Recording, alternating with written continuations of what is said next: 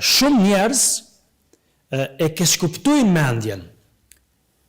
Disa në historinë për shembull njerëzore, sidomos te filozofët, kemi disa, nëse mund të themi, disa shkolla se si e trajtojnë mendjen. Ndoshta është e rëndësishme me përmend për me kuptu rolin në shpalljes. Po, patjetër. Është grupi i parë janë skeptik. Ata dyshojnë. Filozofia e tyre është e ndërtuar në mbi dyshimin. Ata edhe në raport me mendjen thonë mendja nuk është në gjendje me dhënë përgjigje për gjithçka. Është e mangët, është ëndër e largët që mendja me mujt me argumentu gjithçka. Kjo është prafërsisht shkolla e parë.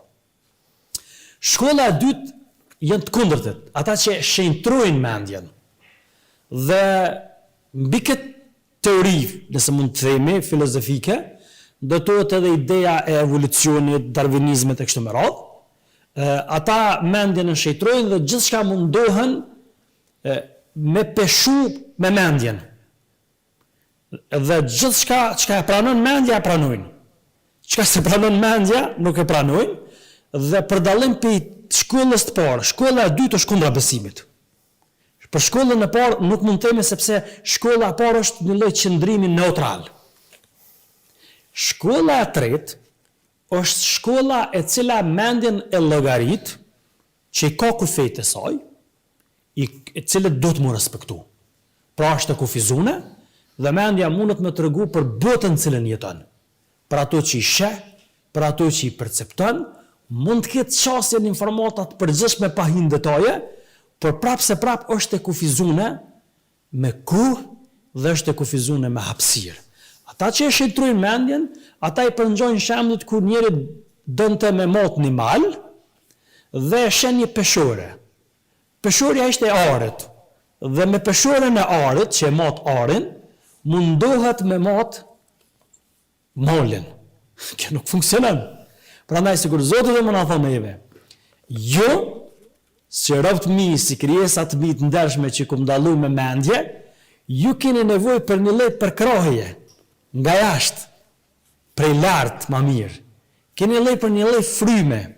Aja është shpallja, është relevata, e cila mendjes tuaj të kufizuar i ndihmon që me pa diçka që veç mendja nuk ka mundësi me pa, dhe mbi këtë është ajo që Zoti do me ngrit tek njerëzit aspektin e besimit.